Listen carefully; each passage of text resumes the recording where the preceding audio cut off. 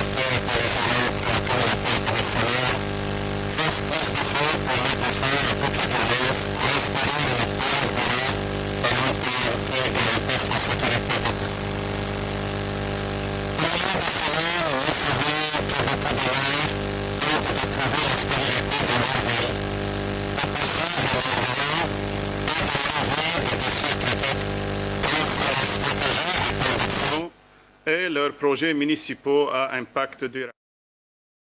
La région du Moyen-Orient et de l'Afrique du Nord, MENA Region, est identifiée comme un hotspot ou point chaud de changement climatique par le groupe d'experts intergouvernemental sur l'évolution du climat, le GIEC.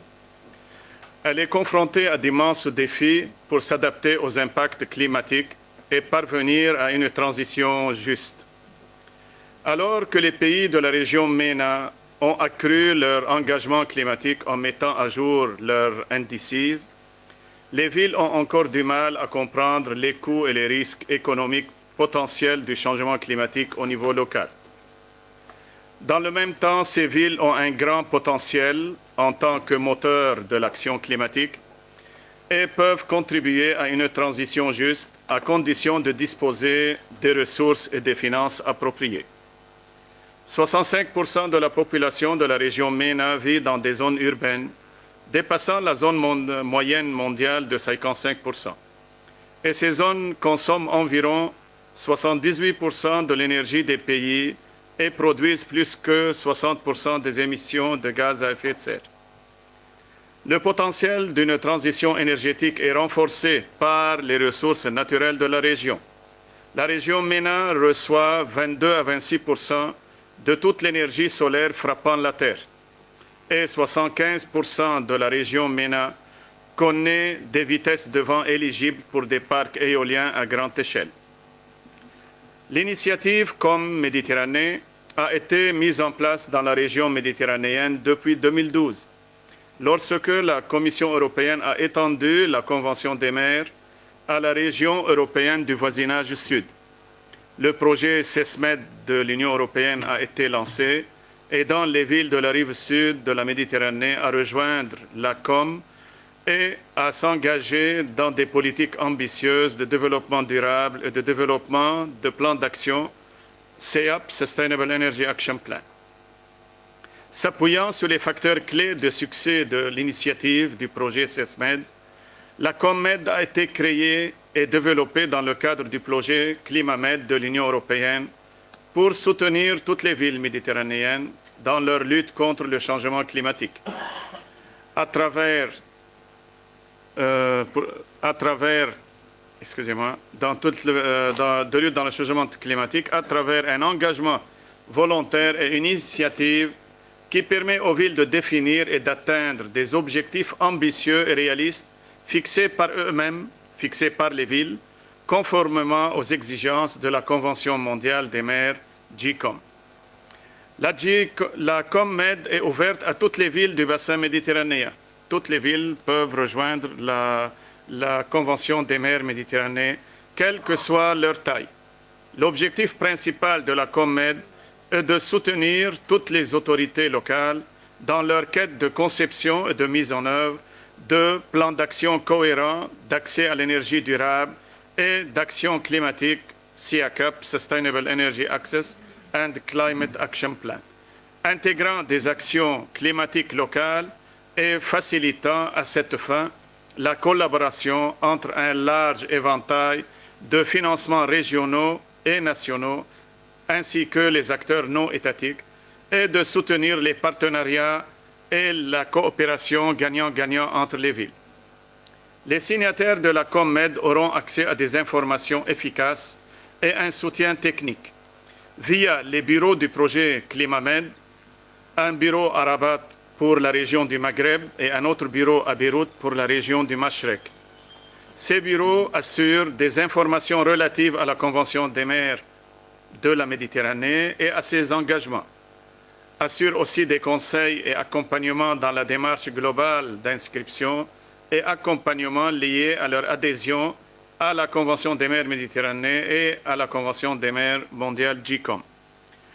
Les bureaux Clima-Med font aussi des renforcements de capacité pour les signataires en fournissant des conseils et des connaissances, des modèles, des webinaires, des séminaires, des ateliers, des lignes directrices et d'autant d'autres documents utiles pour que les villes respectent leurs engagements. Ça offre aussi une assistance lors de l'élaboration et de la mise en œuvre de leur plan d'action, SEACAP, et du renouvellement de leur engagement. Le bureau facilite des opportunités de réseautage et des échanges entre pairs au sein de la Convention des mers. Ça offre aussi un accès à un large éventail d'experts spécialisés, assure aussi la liaison et la coordination avec d'autres initiatives de l'Union européenne, ainsi qu'avec des donateurs, et étudie les opportunités de financement, du développement et de la mise en œuvre du plan d'action SEACAP. Aussi, le bureau aide à identifier les opportunités de financement dans chaque pays et il soutient la mise en œuvre des activités de communication et de promotion des municipalités. La Clima-Med, via le projet Clima-Med, assure toujours une visibilité sur les actions climatiques et énergétiques de ces gouvernements locaux au niveau international grâce à un profil dédié sur le site web de Clima-Med, le site web de la Clima-Med, ainsi que le site web de la GCOM, la Convention mondiale des mers. Les signataires de la Clima-Med bénéficient également du plus haut niveau de soutien technique de la part de European Joint Research Center, GRC, de la Commission européenne, qui propose une évaluation des plans d'action avec des recommandations d'amélioration.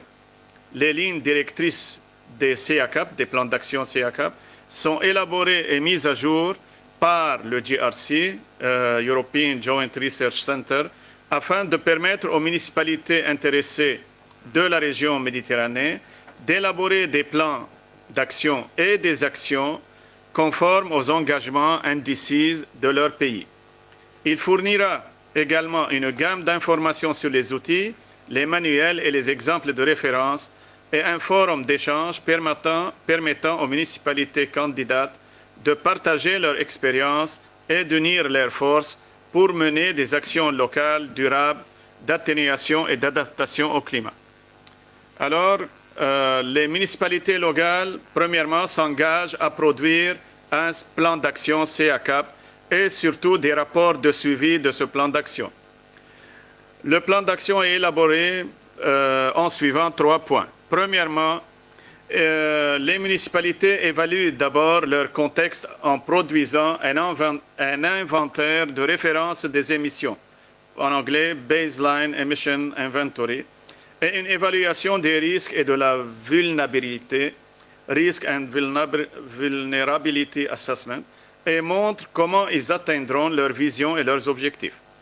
Deuxièmement, ils élaborent le plan d'action SEACAP avec une vision à court terme, à moyen terme et à long terme, basée sur les résultats des inventaires identifiant des actions d'atténuation et d'adaptation cohérentes avec un chapitre sur l'évaluation des risques et l'analyse de la vulnérabilité.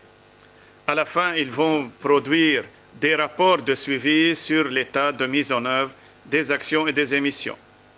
Ces plans d'action développés par les municipalités des pays du sud de la Méditerranée visent à réduire les émissions de gaz à effet de serre conformément à l'objectif de contribution déterminé national, indices, d'ici 2030, et à s'adapter aux impacts du changement climatique et à garantir l'accès à l'énergie durable. Les plans d'action CACAP sont des plans d'action, ont aussi un plan de communication qui favorise la visibilité, l'investissement et la sensibilisation tout au long de la mise en œuvre. Alors que les villes sont considérées comme étant en première ligne des impacts du changement climatique, avec un impact croissant sur les groupes vulnérables, les villes doivent investir stratégiquement dans des projets durables et intelligents, tels que les infrastructures durables, les énergies renouvelables, en donnant la priorité aux espaces verts, aux bâtiments efficaces, à l'éclairage public et aux systèmes de transport, ainsi que des projets environnementaux dans la protection de la biodiversité. Certaines municipalités Clima-Med sont pionnières dans la région MENA et ont activement terminé les inventaires et ont formulé des stratégies et des plans d'action CACAP ambitieux, visant à une réduction de plus que 40% des gaz à effet de serre d'ici 2030. Les actions CACAP proposées par les municipalités Clima-Med sont vraiment matures, robustes, bancables et prêtes à accéder au financement et à une mise en œuvre réussie. La Convention des maires méditerranéens espère que, grâce à l'engagement actif des villes et des réseaux de villes qu'on espère dans la COP 28 à Dubaï, les voies urbaines et le thème de l'urbanisation durable dans son ensemble trouveront encore plus de considération dans la région et chez les donateurs surtout, à la fois dans la formulation et la mise en œuvre des indices et des mesures concrètes et des actions sur le terrain.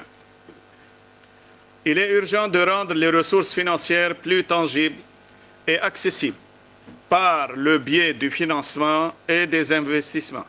Les partenariats avec des institutions financières comme ceux qui ont été cités, pour ne pas les répéter, voilà, comme l'AFD, EBRD, EIB, les partenariats avec ces institutions financières mondiales, voire des organisations philanthropiques et des acteurs du secteur privé, peuvent apporter les financements indispensables pour transformer les plans d'action CACAP mis au point en projets mis en œuvre.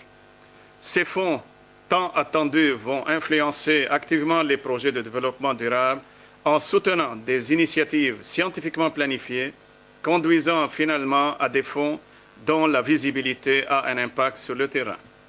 Avec nos prières pour la paix et pour la durabilité et la prospérité, nos municipalités ont aussi pris le slogan adopté par l'Union européenne, le projet Clima-Med, Cities are ready and need finance for change. Merci pour votre attention. Thank you so much, Mayor Youssef. We apologize for the translation, but the translators are still having lunch and will be back at 2:30. I'm sorry, but yeah, they have to eat as well. So I will just sum up very quickly what Mayor Youssef said, which is very important. Thank you for your wishes for better times in the MENA region. Mayor Youssef spoke very briefly about the situation of climate change in the Mediterranean. I think we had a very good overview this morning also with Mr. Joël Guyot, and also how and the role of cities and the actions of cities through the preparations of these sustainable energy access and climate action plans that many of the cities, mainly in Clima-Med, have prepared, which will give those cities also, these are very comprehensive action plans that are very detailed with long-term vision, with calculations of BEI, communication, identifying priority projects, and ready to be implemented. Also, Mayor Youssef spoke very well about the Covenant of Mayors for the Mediterranean, which is a voluntary-based initiative, member of the GCOM, Global Covenant of Mayors. And we thank you, Mayor Youssef. You're one of our best ambassadors, and really we hope that what you were calling for the new cities to rally this initiative is very important, because this initiative also have a help desk for new signatories, for people who would like to prepare their action plans, and it is really a place for networking and being part of this global community. The help desk also offers technical assistance, and all the plans, and this is a very important point, are reviewed by the GRC, Joint Research Center of the European Union, who revise and validates those plans according to the national NDCs. And finally, yes, access to climate finance is necessary and much needed. And voilà. So thank you very much. I will move now I give the floor to Dr. Naguib Amin, team leader of the Clima-Med project, who will, based on the lessons learned through the project and his long experience in the field, Mr. Amin will speak about the state of play and challenges of climate action in South Mediterranean region and how to meet these challenges. And Mr. Amin will speak in English, so sorry for the Franco. If I speak in Arabic, it's the same problem, I guess.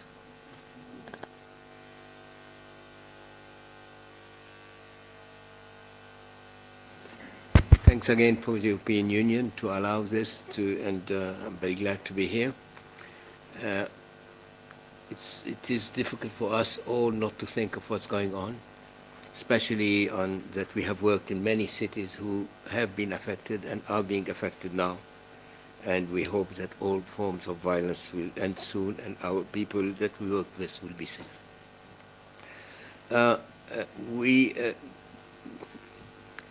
Basically, our objective, our project objective, is to mainstream climate actions. So there's still some challenges who are persistently existing in doing this task. Although we have tried to overcome them, but of course, one project, one effort is not enough. So I'll talk about these challenges and these issues in a specific manner. There are still, the very first thing is what I can call the elitism of climate action. Climate action is still on the top. It's still within, both globally and within the countries themselves, within some form of very small groups who does it. And there is a massive need to keep on mainstreaming it on this side. So we have tried to do that, namely through the production of the climate action strategy, which aim is to try to get together the several actors at a lower level from this elitist, I dare say, NDC actors, to a level of operational on the national level, whereby we put specific recommendation for mainstreaming. There's also another challenge, is this perception that climate action is some very, very specific action that is limited in time and limited in area. But the reality is, if I dare say, there is nothing called climate action. As long as you reduce emission and you work with mitigation adaptation, anything can be climate action. Water, wastewater, and waste, and so on and so forth. So there's still a major need to mainstream the climate action into specifically urban action and natural management actions. We have tried to overcome this in diversifying the areas we worked on and making the SECAP look more like an urban municipal plan rather than what's so-called exclusively climate action, in a sense. There is a major issue in coordination. And coordinations I mean coordination within municipalities, coordination between the municipalities and national authorities, between national authorities and donors, between areas geographically, even within the same actor himself. Sometimes we met an entity who does a project doesn't even talk to the other entity who does very similar projects. So this complementarity issue is very, very important and needs really to be taken into consideration to make sure that at least we don't repeat what we're doing, and at least we learn from lesson learned things. We have tried to overcome this by creating our national coordination groups, which make 5 to 6 or 7, whatever, national authority people, at least to create this coordination of climate action.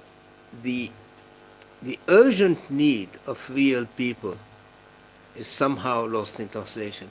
My colleagues and I just came back from Egypt, and before that Tunis, and where we stayed, we dined, we lunched with people on the ground, with farmers, with workers, and the problems are there, really there, really there. When somebody tells you, like, yeah, I used to have 3 tons of wheat from my acre a year, now it's 1 ton. So it is there. There's still a real need that we act on really on the ground and as fast as possible. Obviously, in emergency cases, we also need to be absolutely ready in that. We have been internally in Clima-Med project thinking how to include this as one of the recommendations in renewing the SICAPs and updating the SICAPs. More actions on the ground and more urgent or emergency response. There's somehow an absence of what we may call the middleman. The middleman is a profession who takes the strategy of a country and translates it into the ground through a plan and acting in the plan. As we need to focus on that the capacity building be on those people, be on the technicians in the countries themselves. And that, for instance, our SICAP is not a on-the-shelf thing. We prepared the plan, now we need to implement the plan. And to implement the plan in the municipality, in countries, and in the donor community, we need to have this middleman who is operation on the ground, basically urban planner, environmentalist, and so on and so forth. The small climate finance is still a big, big issue. Reaching the small projects itself, we have ways, there are ways, and we're very glad to hear the EIB and AFD that's looking into the matter closely. But again, how to get to this farmer who has a problem in the productivity of his land to get the money to him. He only needs $2,000 a year. But we know how to get billions. We talked today about billions and billions and billions. What we need is hundreds and hundreds and hundreds. And so there is a gap with this. We as Clima-Med try to address this issue in our climate finance guidebook, and hopefully we did it in a rational way. There's loads and loads of lessons learned from the type of funding that we have. We have learned this and shared it, of course, with the EU through the C4C project, which is a very good learning exercise. And this needs to be addressed. We need to work more closely on analyzing who gets the grants and how it is used, and is it used in the good manner and not wasted. That's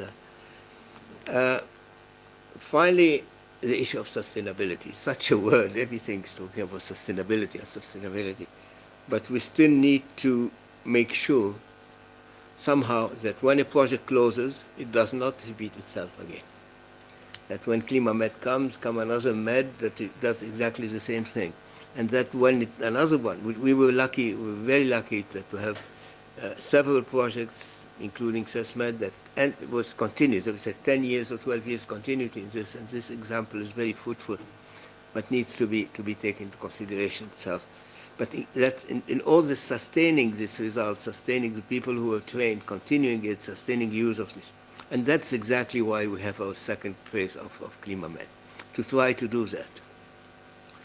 Now at the end of our projects, we would have done some good basis, but there is, to conclude, there is a need of creating one unit of sort of a shop or a platform to coordinate, to continue, to take over all the other projects and to in a regional matter. For the countries who wish to add to the place through the Clima-Med, that turns the Clima-Med itself into a sort of regional actor that continues this role in a way that basically on sustainability.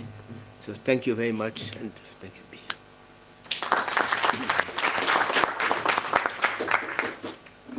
Thank you very much.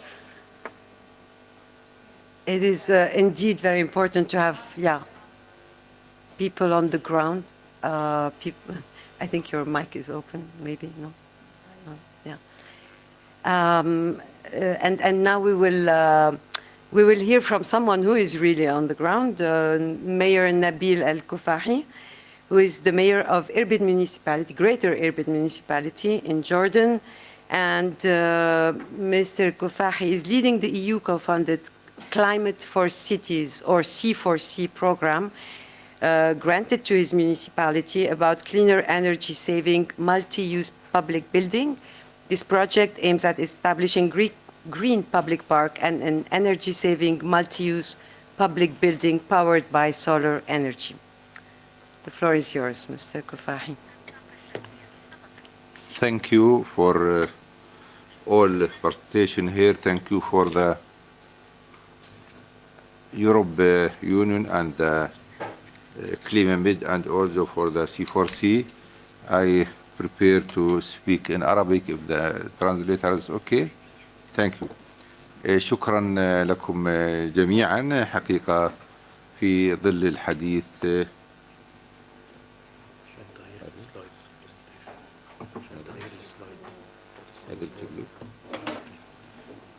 الحديث عن التغيرات المناخية والجهد العالمي للتصدي لهذه التغيرات، أعتقد على أهمية هذا الموضوع مع إجماع كل دول العالم على ضرورة هذا الأمر لإنقاذ هذا الكوكب. أعتقد أيضا من المهم الإشارة لإنقاذ حياة الإنسان التي تتعرض بشكل ممنهج ودوري في فلسطين عموما وفي غزة في هذه الأيام. لا نستطيع القفز حول هذه الأحداث التي تحصل لإخواننا وأهلنا في غزة من آلة قتل.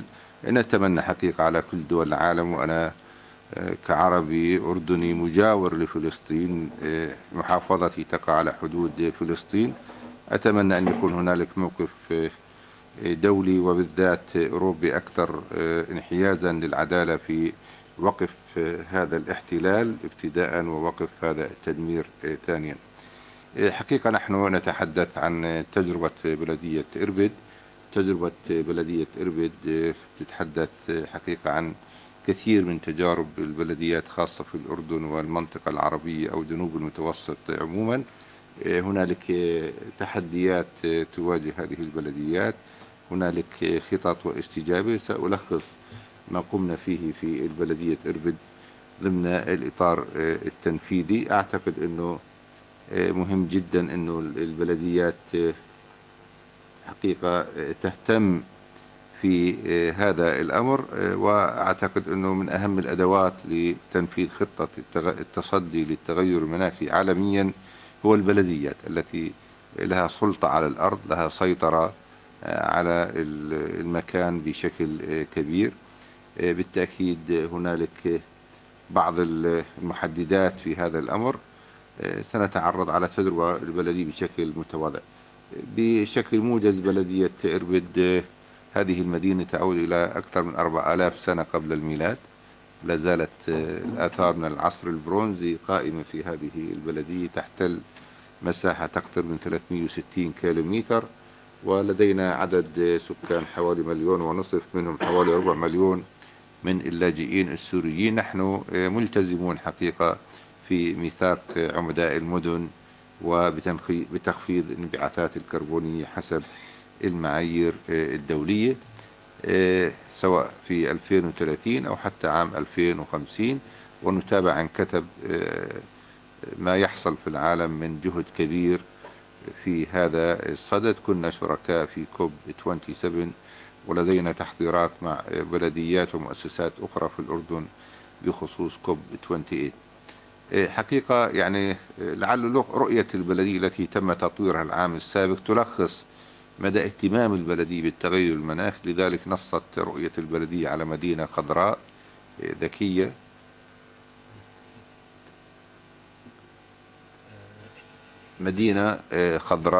ذكية جاذبة للاستثمار، والنتيجة تحقق السعادة للإنسان. أعتقد أنه جانب مهم من 3 عناصر في رؤية البلدية تتعلق بالتغير المناخي بشكل مباشر، وهي المدينة الخضراء. أيضا نحن نتحدث عن تحديات عامة تواجه العمل البلدي في الأردن عموما، منها حقيقة التشريعات والأولويات. التشريعات للأسف لا زالت غير داعمة بشكل أساس وبشكل كبير لجهد البلديات في التصدي للتغير المناخي. على سبيل المثال كم كنت يعني أود التعليق، لو كان هنالك فرصة في التعليق في الجلسة قبل الغداء، حينما تحدثت السيدة ممثلة بنك الاستثمار الأوروبي عن منح لغايات الطاقة الشمسية. نحن في الأردن للأسف هنالك منحة يعني منحة مشتركة ما بين بنك تنمية المدن والقرى المحلي وبنك الاستثمار الأوروبي بحدود 90 مليون دينار لغايات استثمار الطاقة الشمسية في دعمها للبلديات. لغاية الآن للأسف ما في بلدية استفادت من هذه المنح نتيجة عوائق تشريعية وغير ذلك. أعتقد أيضا أنه أمام واجبات البلديات الكبيرة هنالك لعله خلل في ترتيب الأولويات. ربما البلديات الكبرى كمثل بلدية إربد لديها هذا الفهم في الأولويات، لكن أعتقد لا يمكن تعميم هذا أمام التحدي الثاني، وهو محدودية الموارد المالية التي تدفع البلديات لوضع جزء من هذه المخصصات للتحديات المناخية واستجابة للمواثيق الدولية كما هي في الدول الغنية. أعتقد مهم جدا في هذه الشراكة المتوسطية أنه مثل هذه البرامج التي استمعنا لها في الجلسات أو في الجلسة الصباحية قبل الغداء من كلمات كثير من المؤسسات الداعمة في هذا الأمر. أعتقد أنه الاستقرار في العمل البلدي والأوضاع السياسية أيضا تعتبر أحد التحديات التي تعيق مثل خطط التغير المناخي. بالتأكيد بعض البلديات ليس لديها يعني كما أشار بعض الإخوة المتحدثين ليس لديها القدرات المؤسسية وليس لديها الإمكانات أيضا للاستجابة لهذه التحديات. من حقيقة الاستجابات في بلديتنا يعني كانت في 3 اتجاهات. في استجابة كانت بخصوص أنشطة رئيسة تقوم فيها البلدية كواجب للعمل البلدي، وفي هنالك استجابة مساندة لأن اختصاص بعض هذه الأنشطة ليس من اختصاص العمل البلدي لوجود مؤسسات أخرى مثلا في الأردن تعنى في هذه الاستجابة. وأخيرا ما هي الطرق وما هي الأولويات التي قامت فيها البلدية. من أهم الواجبات التي تقوم فيها كل البلديات هي موضوع الفضلات الصلبة أو إدارة الفضلات الصلبة. أعتقد أن الهدف الذي تسعى له بلدية إربد وكثير أيضا من البلديات هو الاقتصاد الدائري. الاقتصاد الدائري حقيقة نحن نعتقد أن هنالك عبء على البلديات، عبء مالي وعبء إداري في الفضلات، إدارة الفضلات الصلبة، وهنالك قيمة كامنة في هذه الفضلات للأسف لغاية الآن لم يتم الاستفادة منها. لذلك أمام العبء وأمام القيمة الكامنة في الفضلات تقوم رؤيتنا وخطتنا اللي منفذة شيئا فشيئا على الأرض في تقليل إنتاج الفضلات من المنازل، من المحال التجارية، أيضا إعادة إنتاج فضلات قابلة للتحلل مثل موضوع أكياس الورق مقابل أكياس البلاستيك وغير ذلك. يشجع البلدية حقيقة هذه الاتجاهات للمحال التجارية أو الإخوة المواطنين، ثم تشجع عمليات الفرز وعمليات التدوير وعمليات إعادة الاستخدام. لا زالت حقيقة تشكل إدارة نفايات الصلبة حوالي 30% من موازنة البلديات، وهذا جهد كبير جدا على مجمل البلديات ومنها بلدية إربد الكبرى. نأمل حقيقة بتخفيض من خلال هذه الخطة من خلال الفرز والتدوير وإعادة الاستخدام وتقليل الإنتاج ابتداء أن تقل كلف إدارة النفايات، بالإضافة أن تكون هنالك قيمة مضافة من القيمة من خلال عملية تدوير النفايات والاستفادة منها. هنالك لدينا مشروع أعتقد هو المشروع الواعد، ومشروع حديث يعتبر مشروع مهم جدا، يحقق جزء من خطة التغير، الاستجابة للتغير المناخي. له أكثر من مجال، لعله أحد هذه المجالات موضوع الفضلات الصلبة، وهو مشروع تطوير السلوك الحضري للمواطنين الذي ينعكس بشكل إيجابي في هذا الشأن. النقطة الثانية التي تؤثر في البلديات وهي أيضا من اختصاصها، اللي هي تقليل حركة المرور وتقليل الازدحام المروري كأحد مصادر انبعاثات المهمة للغازات الكربونية. وبالتالي احنا خطتنا تقوم على تقليل التأخير وزيادة الكفاءة أو الفاعلية المرورية. تقوم على عدة محاور بدأنا بتطبيقها: زيادة سعة الطرق والشوارع، زيادة سعة التقاطعات، وإعادة تصميم والتحكم في الأوريجين ديستنيشن اللي هي مسارات المعتادة يوميا، لأن هنالك نعتقد في خلل في هذا الأمر، وتشجيع المواصلات العامة. وأعتقد بلديتنا بدأت بالإضافة لبلدية الزرقاء في مشروع واعد في نشر شبكة مواصلات عامة بشكل أفضل من الموجود حاليا. ولدينا الاتجاه الأخير هو التخطيط الحضري في إعادة توزيع استخدامات الأراضي بما يقلل الحقيقة من الحركة المرورية التي تذهب باتجاهات مختلفة، وإعادة أيضا توزيع الخدمات المختلفة. قضية ثالثة حقيقة في عندنا هي قضية التشجير. لدينا مشروع واعد أن نزرع 1,000,000 شجرة خلال من 5 إلى 10 سنوات قادمات. أعتقد هذا مشروع يعتبر تحدي لبلدية كبلدية إربد ضمن إمكانات محدودة، لكن نحن نتعاون في هذا المشروع بالتعاون مع وزارة الزراعة، بالتعاون مع القطاع الخاص. سيكون مجال هذا المشروع سواء كانت أشجار مثمرة أو أشجار غير مثمرة، موضوع الشوارع والطرق، موضوع الحدائق والمتنزهات، بالإضافة إلى تشجيع الإخوة المواطنين على زراعة الحدائق المنزلية وقطع الأراضي الخاصة فيهم. وهذا المشروع حقيقة يعني مشروع يعتبر يعني كبير جدا، لكن نعتقد أنه في عوامل النجاح بدأ التحضير له حتى نبدأ في الزراعة من خلال شهر 1 العام القادم. موضوع الأبنية الخضراء أعتقد بدأنا بمشروع نموذجي وأخذنا عليه منحة من الC4C، والأسبوع قبل السابق زارنا سفير الاتحاد الأوروبي في عمان، ويعني أطلق هذا نهاية هذا المشروع. مثال، احنا حولنا مبنى رئيسي للبلدية لمشروع بناء أخضر، كانت النتائج مدهشة جدا. تم تخفيض فاتورة الطاقة بما يزيد على 40%. بمعنى آخر يمكن استعادة المبلغ اللي تم استثماره خلال 2.5 سنين تقريبا. وماشيين احنا أيضا باتجاه تحويل كثير من المباني العامة للبلدية إلى أبنية خضراء. بذات الوقت لدينا تشريعات جيدة تساعد وتشجع القطاع الخاص على التحول نحو تصميم البناء الأخضر مقابل حوافز معين. النقطة الأخرى اللي هي الطاقة النظيفة وعملية حفظ الطاقة. لدينا مشروع للأسف لغاية الآن لم ينجح بعد.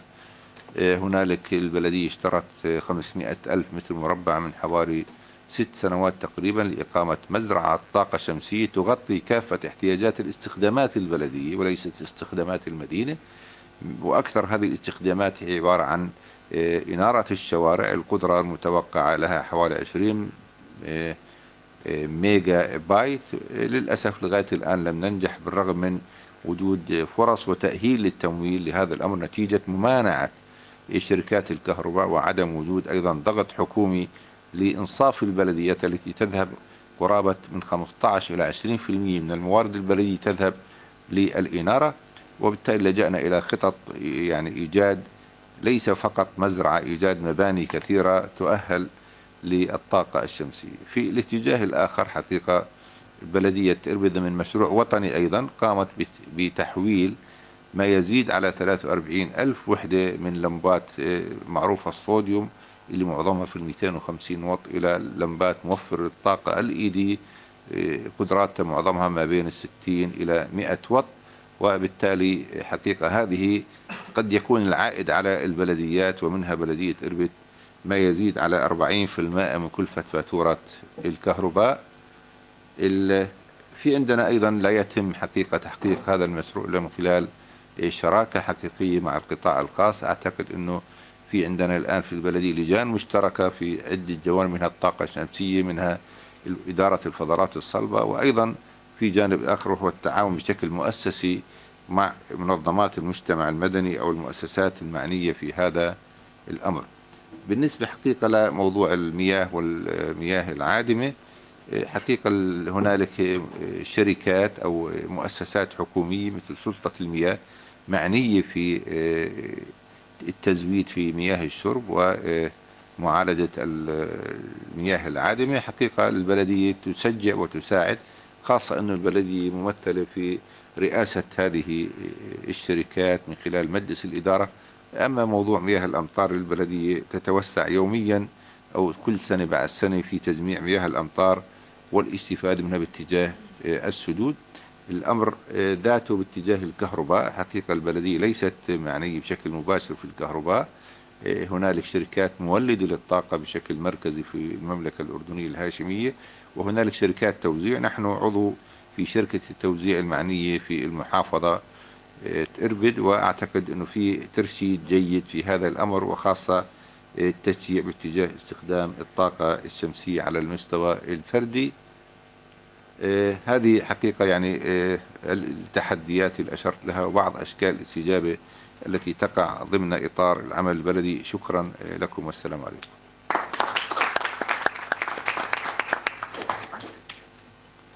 Thank you very much, Mayor Kofahi, for stating the difficulties for the municipalities to access the necessary funding and exposing Irbid's efforts despite all this. I just heard a very interesting word in Arabic. You said the word, the municipal duty, if I translate it literally, and I like that word in all these actions. So thank you very much.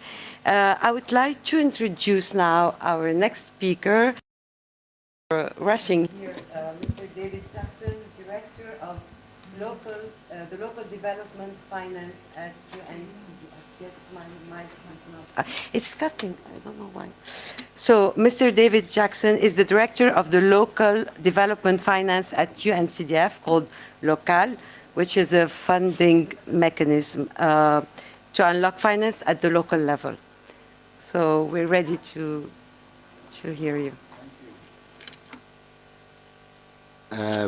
And thank you everybody for this invitation. So I'm actually speaking on behalf of the officer in charge of United Nations Capital Development Fund. I'm the Director of Local Development Finance at the UN Capital Development Fund.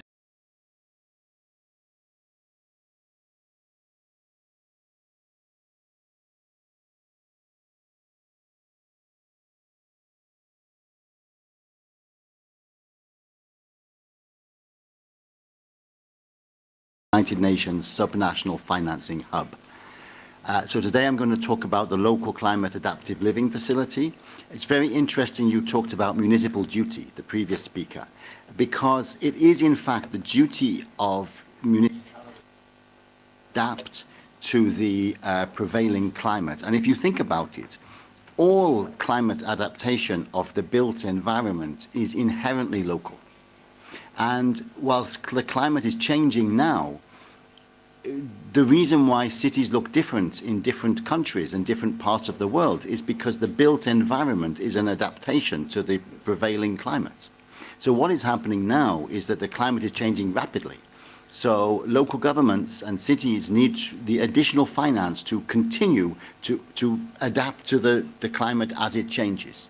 And cities are not, it's not only a question of municipal duty, but I really do like that phrase. It's also the fact that cities are a public good. Cities are essentially the platform. Cities and local governments are the platform for the private sector activity, for the communal activity, for the social activity. But you need to invest in that platform. And as the climate is changing, the cities have the comparative advantage and the mandate to be the ones that can bring the infrastructure up to speed. So that's what the local climate adaptive living facility is all about. So why give support at the local level? So I've just mentioned that essentially, and if you look in the legislation or the regulations that govern cities and local governments, whether it's large local governments or small rural communities, you will see that things like water management, roads, maintenance of buildings, building standards, land use planning, agricultural extension are largely responsibilities of local entities. And that's why there is an overlap between these responsibilities and what you need to do to adapt to climate change. So all climate change adaptation is inherently local. And in fact, you just need to travel 50 kilometers to find in a new ecosystem that requires a different response. So there can be no kind of overall national plan without taking into account the specificity of many localities. So what Local is about is ensuring that the funding reaches the local level to be able to adapt locally but report globally across all the different needs of different local governments. And local governments have a funding gap. They need to meet this incremental cost of adaptation, which, as I explained earlier, is now accelerating. There is this extra cost of adaptation to bring the existing infrastructure up to speed to the new climate. So the local climate adaptive living facility is designed to do this. It's a mechanism for financing locally led adaptation to enable local authorities and their communities to contribute to the implementation of the Paris Agreement, nationally determined contributions, the national adaptation plans, SDG 13, and deliver on the Paris Agreement commitments. So we designed Local at UNCDF as part of our function as the United Nations subnational financing hub. But it's not a project. It is a mechanism, a facility that is implemented by central governments and local governments together, and is integrated into the national system for planning and budgeting and the system for transferring resources from central to intermediary levels, provincial levels, governorate levels, and then down to municipalities and local governments. So it integrates with the national systems. It's a plug-in to national systems. It is not a parallel project. That's very important to understand. It also uses performance-based climate resilient grants, which have a methodology of reduction of climate risk. So the implementing government adopts this methodology and then monitors the system. It's not, and UNCDF provides the technical support and the backstopping to that system. So that is inherently what Local is about. So the Local mechanism is described here in this diagram, and you can see how it's an attempt to enable international and domestic climate finance through central government or from central government, because of course central governments are involved, to pass through intergovernmental fiscal transfers to local governments through this performance-based climate resilient grant mechanism. Now, I think what is very important, and particularly for the countries that Clima-Med works in, is that, of course, all governments have their nationally determined contributions and their national adaptation plans. They report on these every year to the COP, to the UNFCCC processes. But not all central government policymakers have fully appreciated that in order to deliver on their national objectives, the most effective way is to do this locally. So it's not about delivering on the local government's plan, it's also about delivering on the national plan. So it's how you can accelerate your national objectives through local adaptation. And that's the key thing. It's not a zero-sum game. It's not if it goes to the local level, it can't go to the national level. What is the national level if it is not a collection of the territory, which is the local institutions? That's what makes up the national level. So that's what Local is all about. And the funding goes through these performance-based climate resilient grants, as you can see, and then down to the local governments for measurable climate adaptation finance that is checked that this is actually contributing to the national adaptation plan and it is measurable in terms of adaptation. So the system does not allow the funding to be spent on something which is not directly connected to climate adaptation, given the specificities of that locality, and that does not reduce the climate risk. So it's a very nice system in the sense that it's implemented and monitored by central government, delivered on the ground by local government, and then the backstopping, the technical support by UNCDF. So these are the type of investments that are financed or funded through Local. In 2021, for example, there was 297 of them. The cumulative total since 2014 is 1,983. And you can see the sectors there: water and sanitation, agriculture, disaster prevention and preparedness, transport and storage, health, fishing, education, etc. And it's no coincidence the fact that water, agriculture and disaster prevention are the largest in terms of the volume. It's also those are the areas that the local governments are responsible for in the prevailing legislation in any particular country. So it really enables local governments to deliver their mandate in terms of climate adaptation. Now you can see here the countries that are currently implementing this mechanism, and you can see a certain color coding there. So the ones that are in red are the ones where we have gone through all the way through to stage 3. And the point about stage 3 is when a country gets to that level, it has actually completed, and I'm going to whiz all the way back to the earlier slide quickly. It has actually completed the journey, this journey here. It's completed the journey so that the local governments are connected up to international and domestic finance. So once you adopt this mechanism, you test it out, you prove it can work, it then enables entities like the Green Climate Fund to provide direct climate finance to central government for use by local governments. And so you've made this connection between the local government and global climate finance. And that is the objective of the Local program. Now, specifically for those of you that are in the room, the Local Clima-Med. So this is financed under the European Union support for advancing climate adaptation in the southern Mediterranean. Thank you very much, any colleagues from the EU that are here. Highly appreciated. And 9.1 million euros has been allocated. It will increase local authorities' access to climate finance and to implement the climate change adaptation investments as I have described. The countries we will be looking at is Algeria, Egypt, Jordan, Lebanon, Morocco, Palestine, Libya.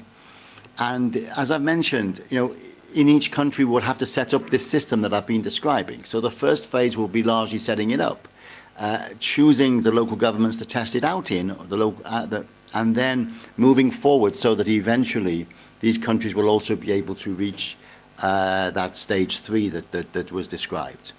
Also, how to associate the local administrations with the national adaptation planning, etc., etc. So it's the setup phase that we're looking at now. And is scoping in 2023, ongoing and concluded in some cases in 3 countries. In 2024, 3 other countries. Then the final design will be in 2024, 2025. And you see it's written there, piloting in 2 local governments for the first phase. And the idea then is you show the national authorities how this can work. And once they are convinced, you then start to move it through the phases to phase 3, as the other countries in the map are currently doing. It's obvious that we will need to start where local governments have prepared a local climate plan, because the investments have to be measurably associated with climate change and risk reduction. So those will be the local governments that we will start with. And of course, there's a big collaboration with Adapt Action through AFD. And Clima-Med as well. This is an important, it's a collaborative exercise that we're doing here. So in Tunisia, we are also starting the program with a much larger standalone standalone implementation, and this is really more like the phase 2. So the phase 1 is where you test it out, 2 or 3 local governments.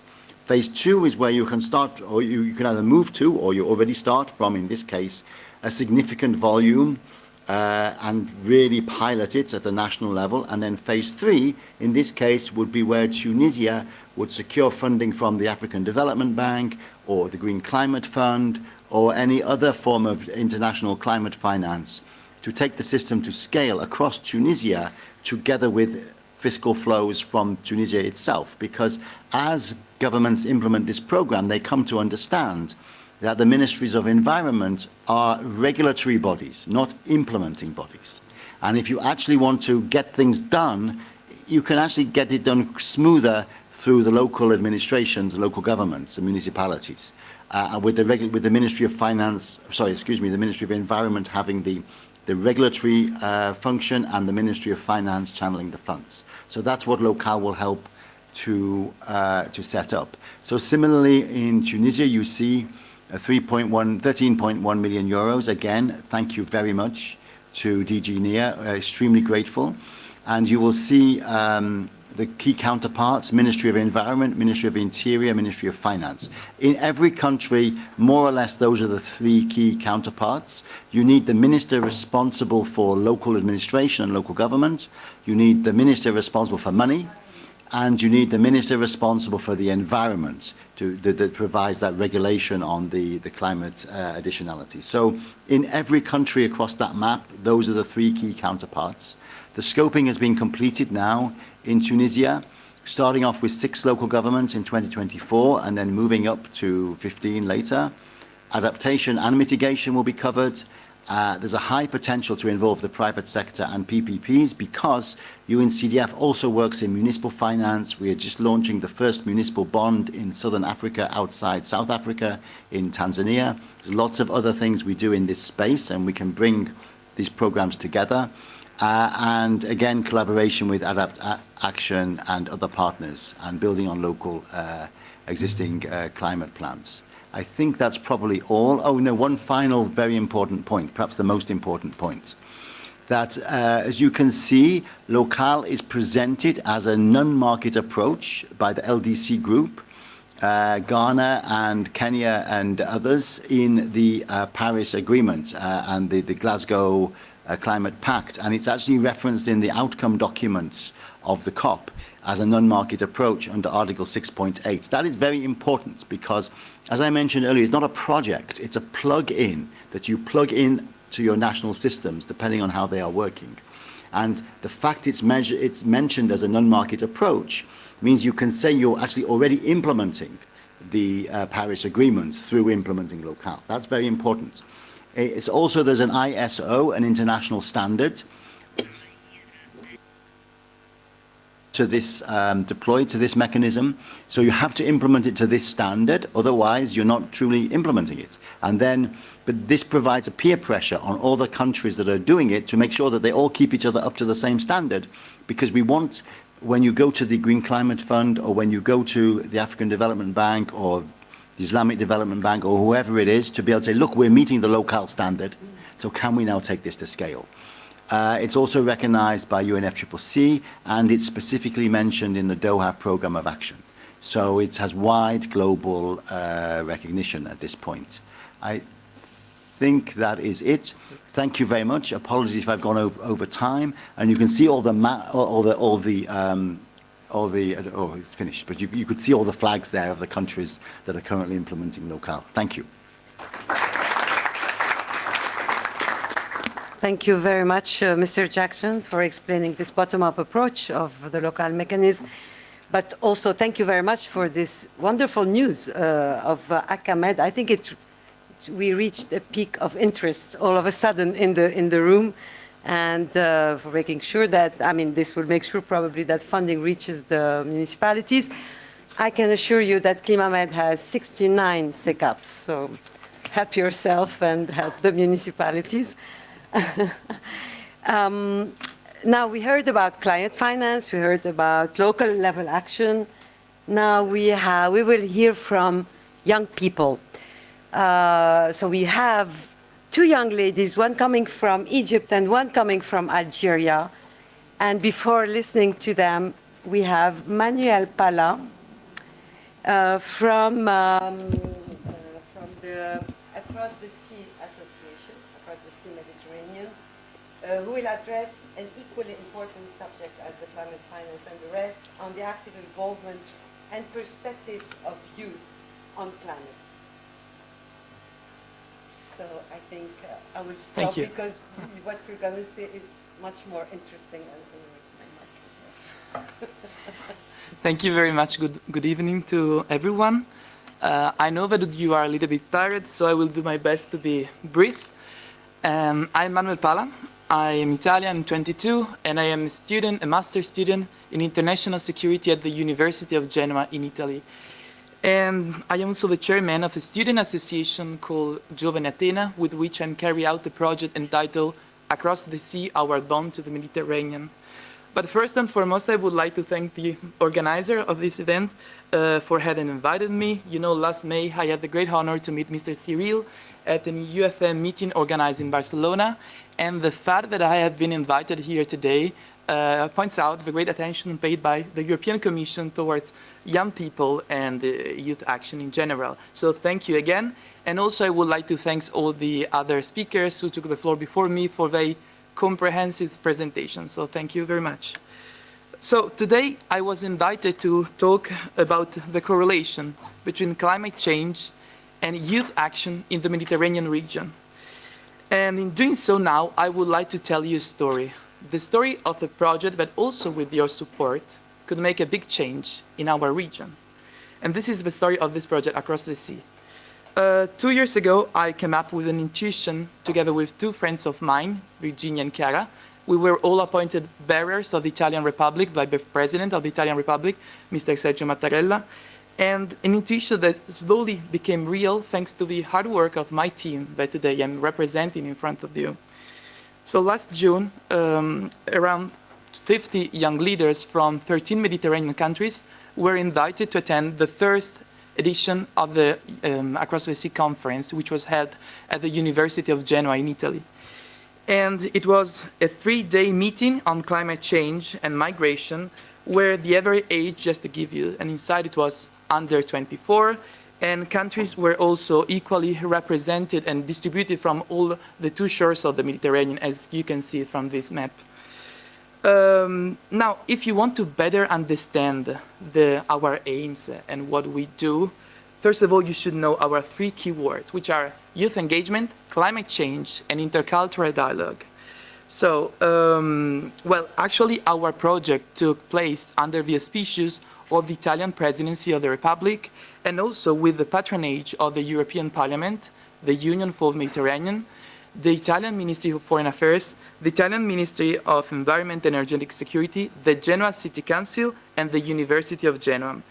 And thanks to this conference, our young leaders had the opportunity to discuss and express their opinion and knowledge about 2 hot topics, which are crucial issues of the society we are living in. On the one hand, climate change and how it is affected by the environment, and on the other hand, how climate change is also modify the migration flows. So through cultural moments, expert seminars, and workshops, you know, our 13th delegation came up together with a declaration that now I would like to share with you. And indeed, I brought it to you. This is the final and joint declaration of the youth of the Mediterranean, which was signed by all the heads of the delegations, and it was also delivered to to the Union for Mediterranean, notably to the Deputy Secretary General, Mr. Gramenos Mastroianni, and also to the University of Genoa. But now to give you a better understanding of what we did, I would like to share a short video of the first edition of Across the Sea.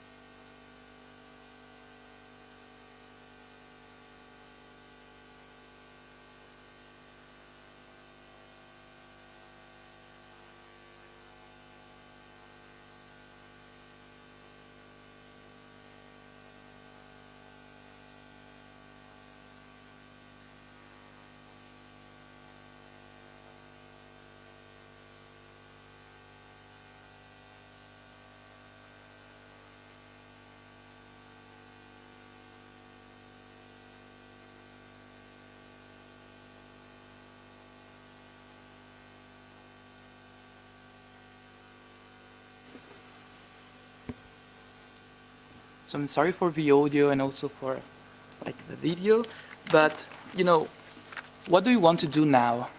Our ambition is to hold a second edition of the Across the Sea conference to be hosted at the University of Genoa in 2024. And the theme over here will be marine and coastal pollution. But unlike the past events, now we would like to move on and we would like to involve student association and youth association from all around the Mediterranean. And also, unlike the past events, now we would like to leave a concrete market within the local Mediterranean communities. And in doing so, the goal of the 2024 Mediterranean Conference will be twofold. On the one hand, we would like to write a manifesto that contains the values, the principles, the hopes of the youth of the Mediterranean. And in the meantime, we would like also to ask our partner associations to implement a local project to help find new solutions to cope with marine and coastal pollutions all around the Mediterranean. So the goal, our mission, my dear colleagues, is to create a concrete network across the Mediterranean, a network which is made up of youth association as well as organization. And in the meantime, we want to leave a mark within our society. So the manifesto that we are going to draft and deliver to our institutional partners will be as well presented publicly to the local civil society in a simultaneous event organized by all our partner associations so as to celebrate together the Mediterranean identity. And this will happen on the 28th of November 2024, which, as you know, is the Day of the Mediterranean. So far, we have established a relationship with 9 countries such as Algeria, Tunisia, Lebanon, Syria, Israel, Turkey, Malta, Italy, and Cyprus. But of course, we are also working to expand our network, and in fact, we are also in contact with other associations throughout the Mediterranean. Thanks to this enriching process, our delegations have the space to build true relationship across the different shores of the Mediterranean. Because the idea of the project is to stay united despite the differences. And such principle was actually the same which allowed our European founding father to build the European Union from the ruins of the Second World War almost 70 years ago.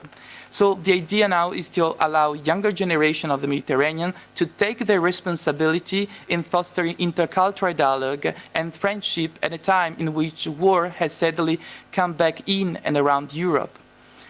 So in the long time, we hope that our project will have a big impact in the creation of a regional network between our Mediterranean countries, valuing differences and eliminating inequalities. We believe Mediterranean countries can all be aligned to cooperate for a bigger cause. And in saying so, we strongly believe that youth generation have the power to change the world we are living in by positively impacting the environment and in the living condition of all human beings. You know, my dear colleagues, the future of the Mediterranean region lies on our ideas, on our shared values, on our goals, and last but not least, on our concrete actions. So we are the youth of the Mediterranean. We want to take our responsibility to make our common home a better place, but we cannot do it alone. So we need your support. We need the support of institutions, because only by working together, side by side in the same direction, we will be able to achieve our mission. So on our hand, Across the Sea and its network are ready to make their part as of now. And are you? Thank you very much. Thank you very much. Thank you so much. And we are counting on you, to be honest. I mean, you're the only hope we have. And we hope that more and more leaders in the world and in our region will acknowledge the role that indeed the youth have in the future of our planet, not only climate, but in general. So thank you so much. Manuel, and I wish I was 30 years younger. I would like to now give the floor very quickly to Nada Hazem, who is coming from Egypt, and to Fayrouz Kadar, who is coming from Algeria specifically, to also share with us their activism in terms of climate change and their motivation and their work. So please welcome those two ladies.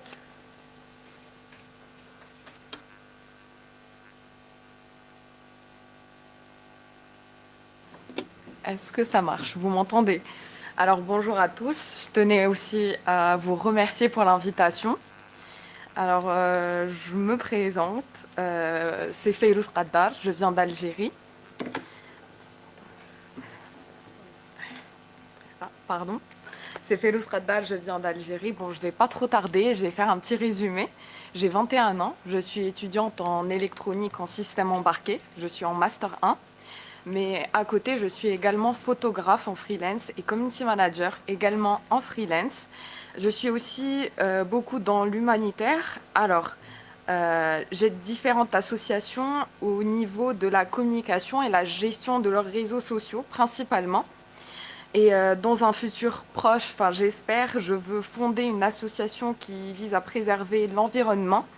Alors, l'idée, ça serait de faire des randonnées gratuites en faisant des beach clean-up ou des forest clean-up, des choses dans ce genre-là. En même temps, on fera une bonne action. En même temps, on va s'amuser et en même temps, on va surtout sensibiliser la jeunesse algérienne. Parce qu'en fait, j'ai remarqué, surtout en Algérie, on n'a pas vraiment cette culture-là. On sort pour nettoyer, pour faire un beach clean-up, quoi. Et du coup, voilà, c'est le résumé. Petit résumé, voilà. Je voulais pas trop tarder et voilà. Merci.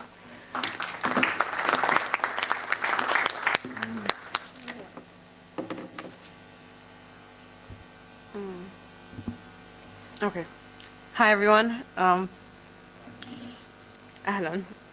I'm Nada Hazem from Egypt. I usually introduce myself as a girl who wears many curls. because I am a teaching assistant and as a political science student, and currently I am as well a part-time researcher in a public policy firm. But in the climate space, you might be wondering, what is this girl doing? I am a climate reality leader, a member of the Global Shapers community, as well as a Max Diviso Adkins climate ambassador. I came to know about climate change really late. I knew about it at 19, and I think this is a horrific age to know about climate change. And not only that, I knew about the fact that my city, Alexandria, is susceptible to submersion. It's gonna be basically inundated by water. It's not gonna be there. I was overcome by this massive fear, but luckily for me, I was able to channel it into action. I educated myself. I got into a program, and I was so fearful, but then I had my colleagues encourage me. They told me, you know what, Nada, we're not here because we're experts. We're here because we're human, and we want to create change. And that is what my mission became from that day. I started to act local, so in reference to locale. Currently, we're implementing a project called GASFI. For non-Arab speakers, GASFI means take a risk. It's a project by women, for women, to take risks, to know about climate change, take climate actions, but most importantly, know about the green jobs and get integrated in the green economy. It's a non-formal project. The first... Oh, yeah.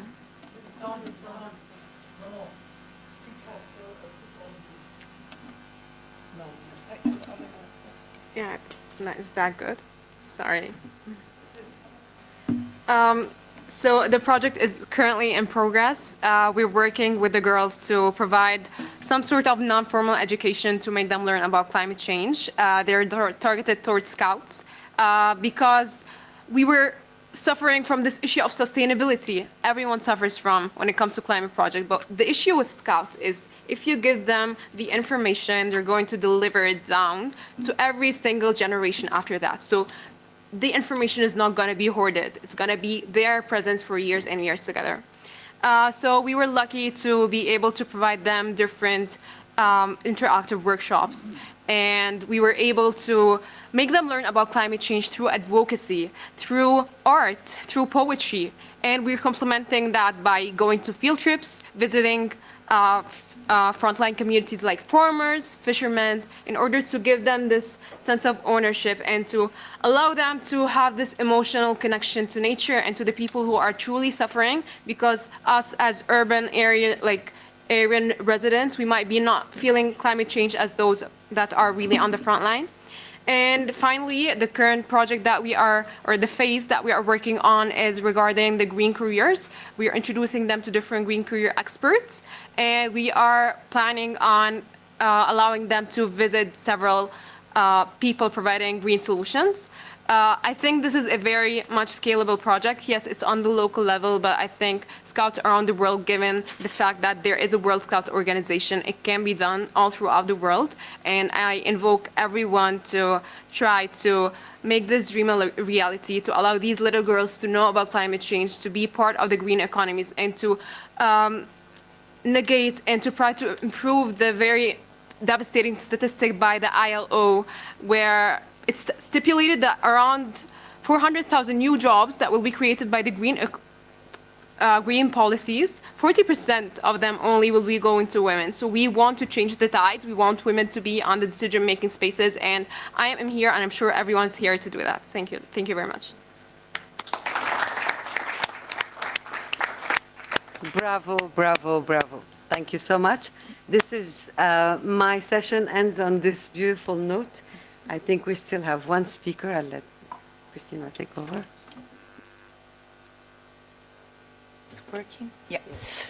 Again, thank you very much to the youth represented today for this breath of fresh air and enthusiasm, which is really always nice to have, and I'm so glad that you were able to come here.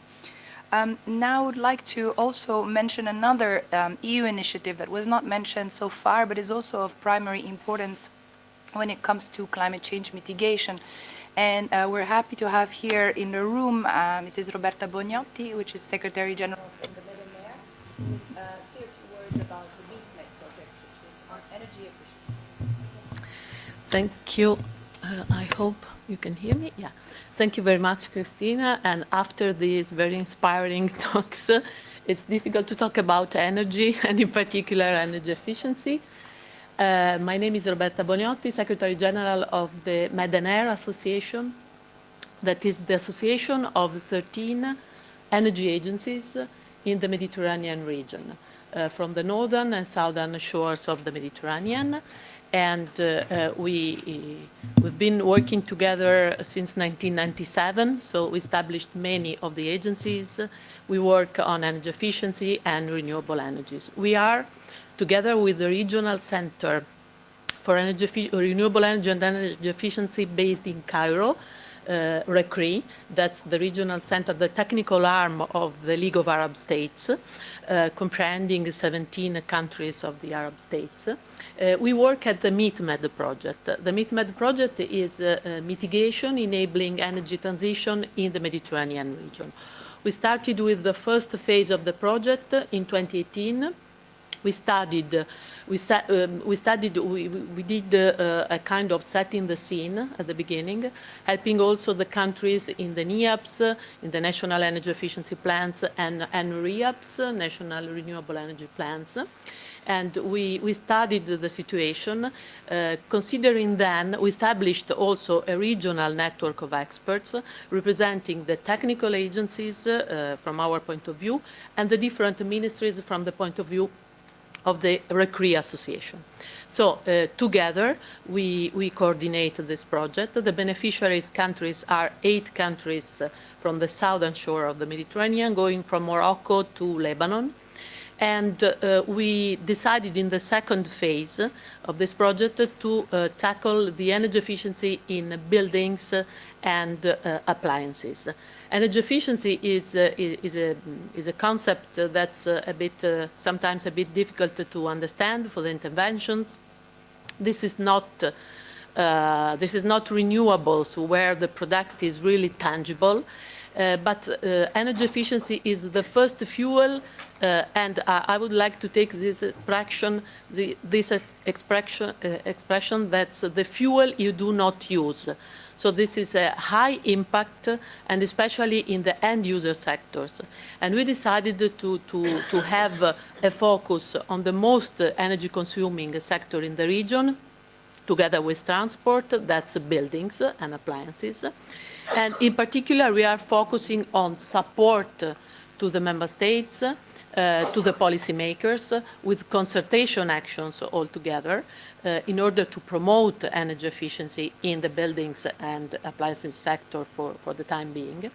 And then we have a focus on specific particular topics that are public buildings, that are schools, audit on schools, that are also green labeling for new buildings, but also renovation for old buildings, minimum energy performance standards for appliances, scrapping campaigns, and then with a special focus on finance, because it's of course very difficult to have investments in the energy efficiency field, as we have heard also today in the previous presentations. We are aware, and we know very well that the multi-level governance is very relevant, going from the national policies to the local authorities, the participation of the municipalities, and in order to establish a link between them. We also work with twinnings projects, so cities coming from the northern shores and cities coming from the southern shores working together. We make training, professional training, and first of all, we consider that it's very important for the next steps not just to look at energy efficiency, but at resource efficiency. Also taking into consideration a lot of suggestions that have been given today, in particular by the municipalities that work on waste, on circularity. So the resource efficiency, starting from water energy efficiency, but also water energy food nexus, will be the next step really to tackle the problem of climate change in the Mediterranean region. So we are also trying to involve young, really young experts with us, so you are more than welcome to stay in touch with us. Thank you very much.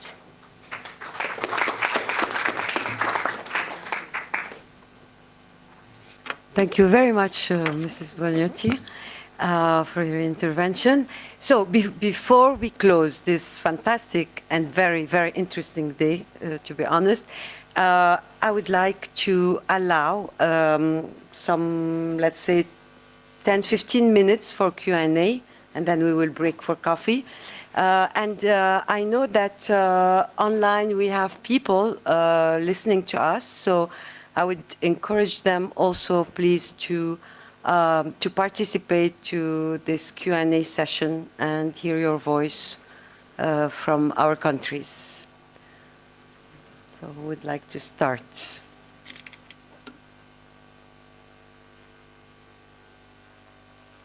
Yes, Mr. Hamza Al-Maharat from Jordan. السلام عليكم.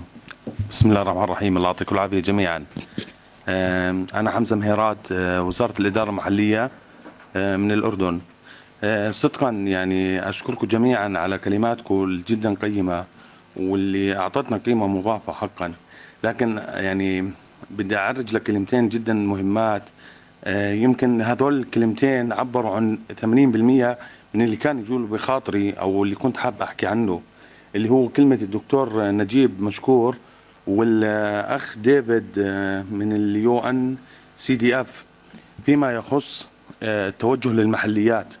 احنا صدقا يعني كان في جهود مهدورة بالأعوام السابقة بالتوجه للخطط الوطنية.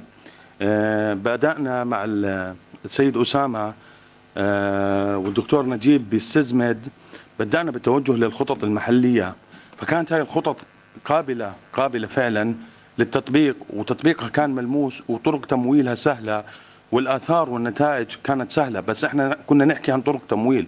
طرق التمويل متعددة غير الطرق الاعتيادية المتعارفة بالمحليات، إما اقتراض أو منحة أو استثمار.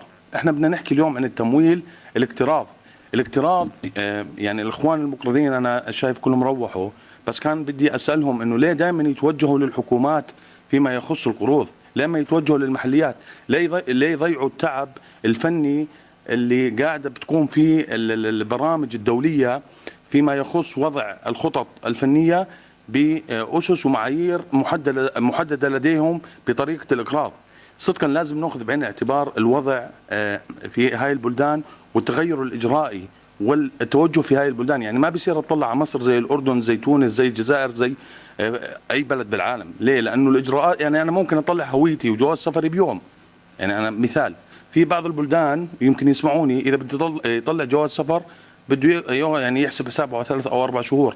فبالتالي إحنا عندنا متغيرات كثيرة من ناحية الإجراءات والتوجهات. فيا ريت لو المقرضين لو كانوا موجودين، أنا كان حاب يعني أتوجه لهم بهذا السؤال، إنه وين المشكلة عندهم يكون التمويل مباشر للمحليات؟ ليه دائما القرض بيكون عن طريق الحكومة؟ يعني مثلا بلدية إربد الكبرى حصلت على مبلغ مالي لكن منحة نتيجة السيكاب. بلدية الكرك الكبرى حصلت على تمويل مالي نتيجة BOT استثمار أو شراكة مع القطاع الخاص، لكن ما قدرنا نحصل على قرض من هاي البنوك المقرضة بشكل مباشر للبلديات. يعني هاي الخطط موجودة والضامن موجود والعمل ونتيجته يعني مضمونة. يعني فأنا كان كلمتي موجهة للمقرضين بس هم ما حدا موجود. بشكر مرة ثانية كل المتحدثين، وجد ما بدنا نضيع تعب الفنيين اللي اشتغلوا يعني بكل جد وصنعوا فارق بالتوجه لدى موظفين البلديات وبناء القدرات للبلديات، ونتج خطط فعلا قابلة للتطبيق وراعت التغير المناخي والجغرافي حتى مكونات المجتمع الأردني أو مكونات أي مجتمع من المجتمعات البلدان جنوب البحر المتوسط. وشكرا لكم والله يعطيكم العافية.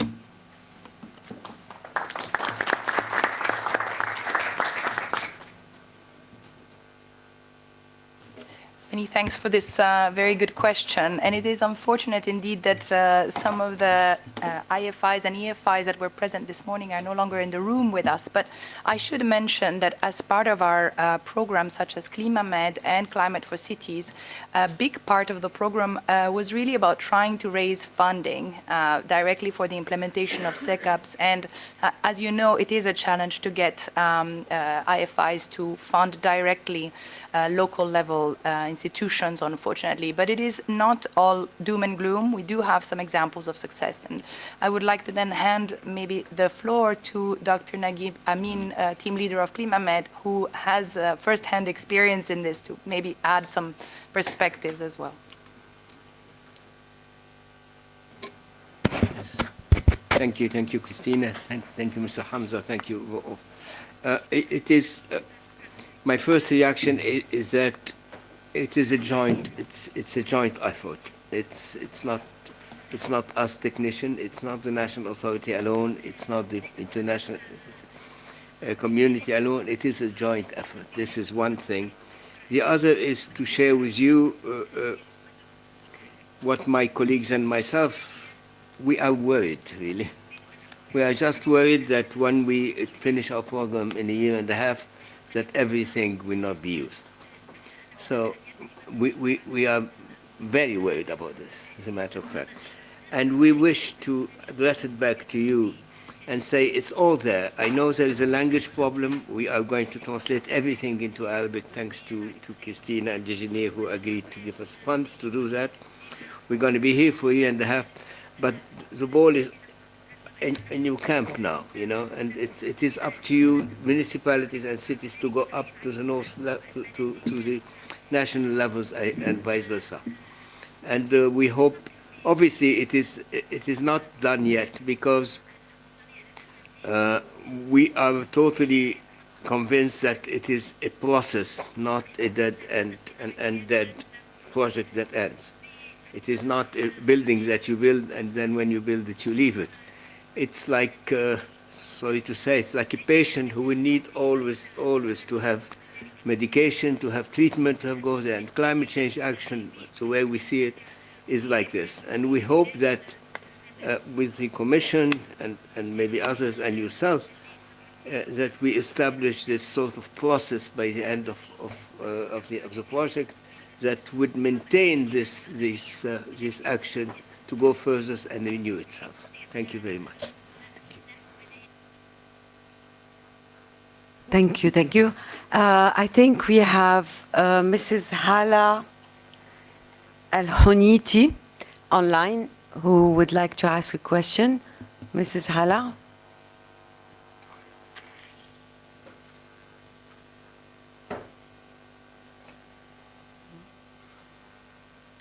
Mrs. Al-Honiti? No, I think she's disconnected. Okay, I think she got disconnected.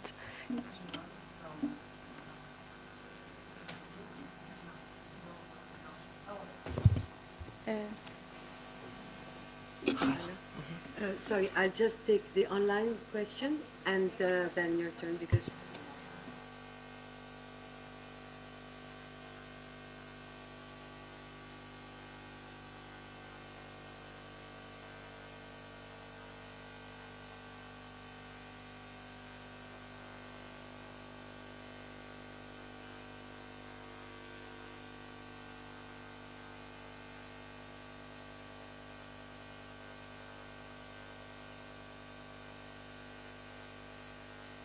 While waiting for her to connect, I'll take Mrs. Fatin's question. Yes.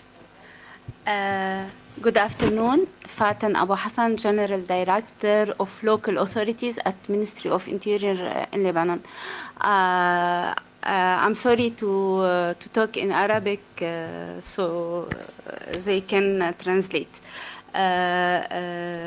بشكركم على الدعوة وعلى تنظيم هيدا اللقاء. اللي بدي أقوله مثل ما قال دكتور نجيب إنه هو الإدارة المحلية لحالها ما بتقدر تشتغل والإدارة المركزية لحالها ما بتقدر تشتغل. هو دايما لازم يكون في تكامل وتعاون بين الإدارة المركزية والإدارة المحلية. وصحيح أنا هون بمثل الإدارة المركزية اللي بتتمثل بوزارة الداخلية والبلديات، اللي هي علاقتها بالبلديات هي علاقة توجيه ورقابة. إلا أنه بالسنوات الأخيرة ما فينا أبدا نتغاضى عن أهمية ودور البلديات بكل الأزمات اللي مرق فيها لبنان، من الأزمة الصحية للأزمة الاقتصادية.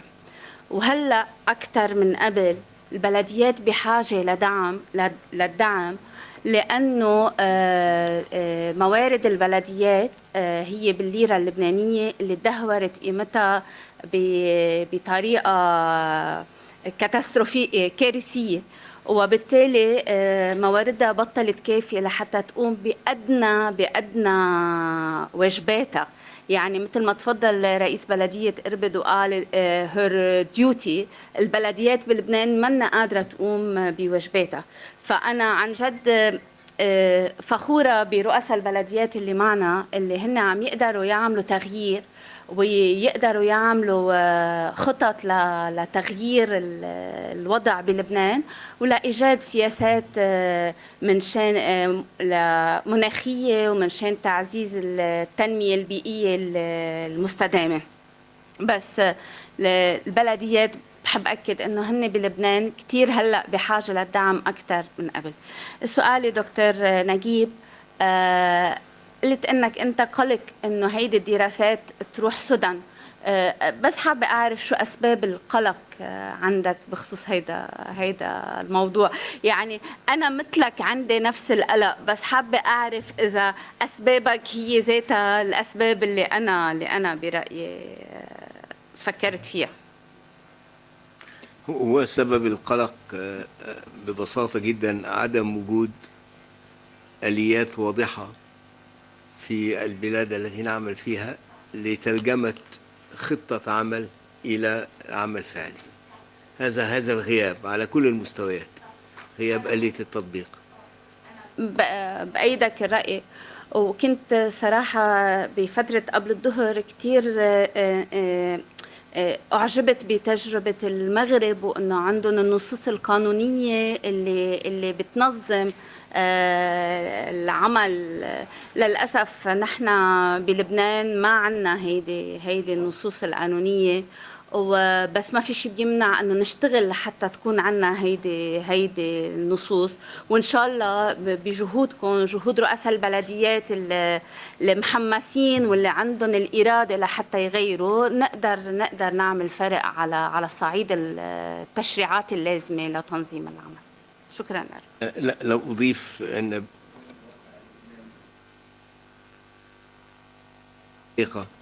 ولكن هناك ميزة للبنان قد تستطيع أن تقلب بها الوضع من المأساوي إلى ديناميكي، وضع ديناميكي، ألا هو أن الأزمة في لبنان أدت إلى استقلالية البلديات، خلافا على بلاد أخرى أنها السلطات المركزية عائق عليها على عملها. وأعتقد أن أيضا هناك فيما يخص مشروع كليما-مد هناك فرصة لأن نسير إلى الأمام بشكل فاعل جدا بناء على 3 معطيات. المعطى الأول هو نوعية رؤساء البلديات في مصر في لبنان. نحن عندنا ومثالا 3 معنا هنا الآن ونتشرف بهم حقيقة. إنهم يعملوا كأنهم يعملوا في الحرب العالمية الثانية في ظروف فظيعة جدا، ويحققوا هذا العمل. ده شيء. الثاني أن عدد البلديات المنخرط في الآلية اللي احنا عملناها هو ما يزيد على 33 بلدية يعني موجودين. يعني فإذا كم كبير جدا بالنسبة للبنان منخرطين من القاعدة إلى القمة، من العمل على الأرض إلى الوصول مع الدكتور جورج يوسف إلى أن نصل في الإدارة العليا الأممية من هذا. لو قدرنا مع حضرتك ومع الزملاء أو الأصدقاء من رؤساء البلديات أن كما نتناقش عليه الآن، يعني كما نحاول أن نعمله سويا، أن نخلق ما نسميه في لغتنا السياب سبورت ميكانيزم أو ناشونال كوردينيشن جروب أو شيء من هذا المثال. لو وصلنا لهذا في المعطيات اللبنانية أعتقد أن احنا ممكن نسير إلى الأمام بسرعة جدا جدا. شكرا. Thank you, Mrs. Abul Hassan. I'll try to reach again Mrs. Al Huniti. Mrs. Hala, are you with us?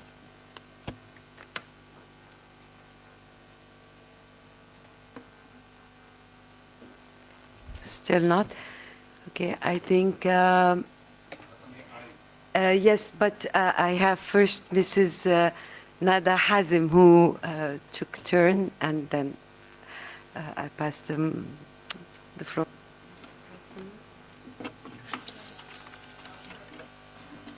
Okay. I know Dr. Naguib, you've been under fire for quite a while, but I have a question as well. So I was wondering, I'm sorry if I missed it in the presentation. How does the CCAPs get, who coined the CCAPs? Who are the participants who coined the CCAPs?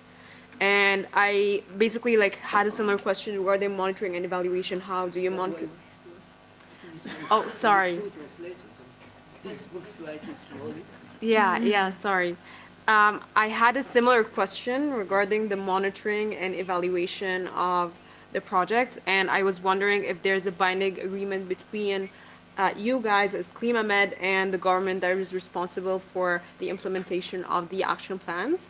I also was wondering if it's possible to have more facilitative versions for youth to be able to hold their governments accountable when it comes to the action plans that they had pledged. Because to be honest, I tend to be a bit frank, but I didn't know about Clima-Med, to be honest. I didn't know about what you guys are doing, but then I read about it and I realized that my own government has at least 2 governorates, have 6 cities pledging for CCAPs, but if I hadn't read about it, if I was not connected to the EU, it would have been really hard for me to know about it and to hold my governments accountable, and that honestly would make your job easier, because you always live in this constant fear of whether the government's gonna follow through with what is happening or not. So educating the youth and getting them to know about what is happening is really crucial when it comes to these kind of things.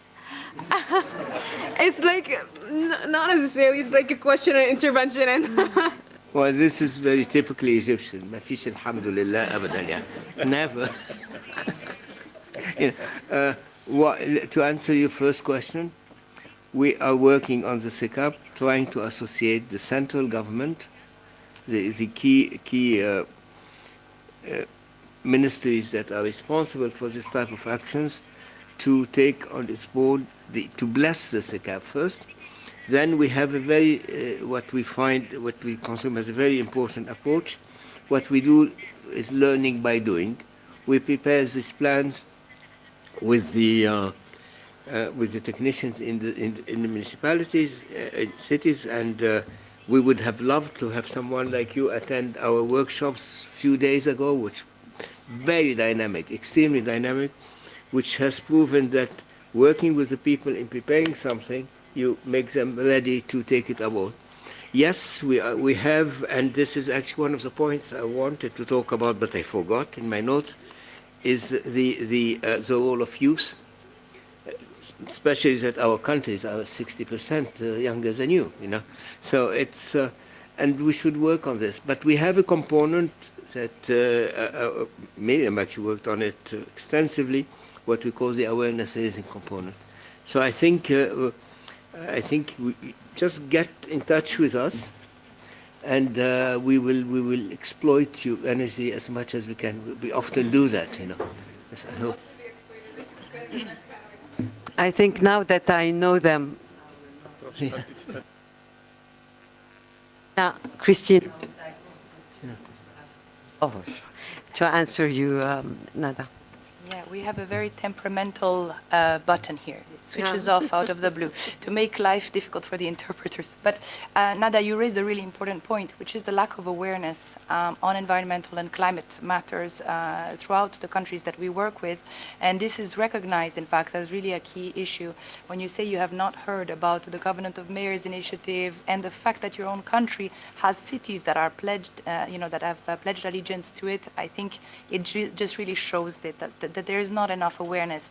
And in fact, we have a program that was not mentioned so far, but it is called Clima-Med. In fact, the director, Enrique Troutman, at the start did mention it very briefly, which is all about awareness raising. So all about trying to involve different parts of the communities in awareness raising, trying to get people to become actors of change themselves, and also targeting potentially youth and children and different actors. In fact, we had a chat about it earlier during the lunch break, but this hopefully should also help addressing the issue a little bit. Thanks.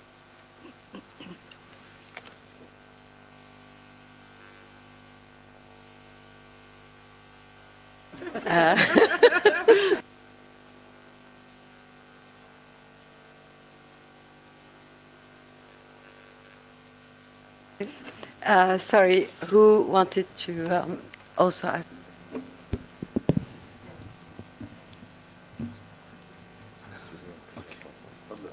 عبد الرحيم الزباخ من بلدية طنجة في المغرب.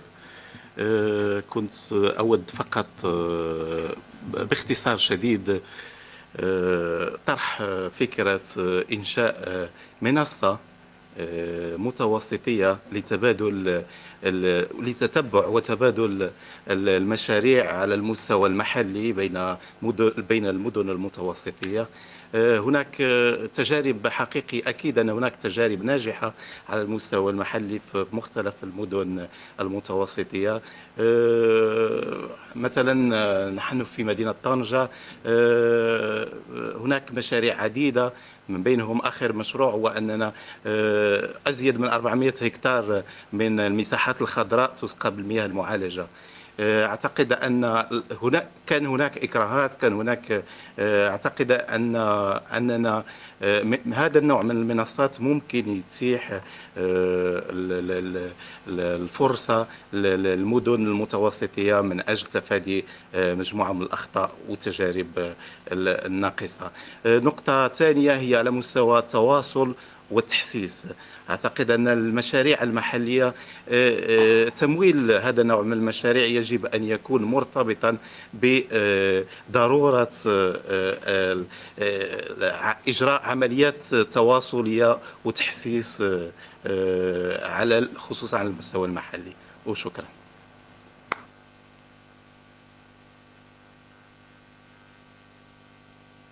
أشكرك جدا على هذه المداخلة وأطمئنك لشيئين. نحن نحاول ونتمنى أن نستطيع أن يعني نفكر في إيجاد هذه المنصة كأحد الآليات المساعدة على الاستمرارية. أما بالنسبة لزيادة الوعي،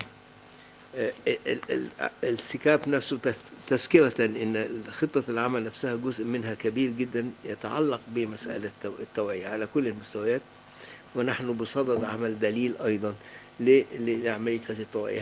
هذه الأدلة ليست أدلة شاملة ولن تكون تعطي الحلول لكل شيء، ولكن على الأقل ستعطي الدافع الأول لأن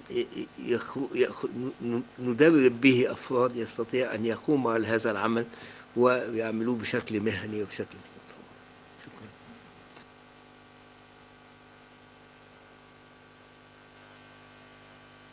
شكرا. ممكن on peut aussi voir la possibilité de soutenir l'initiative Convention des maires Méditerranée, qui est le dernier né des conventions des maires, à l'image des autres conventions des maires, qui sont très bien soutenues, que ce soit par les gouvernements locaux et les gouvernements nationaux. Voilà cette initiative qui a démarré de la même façon que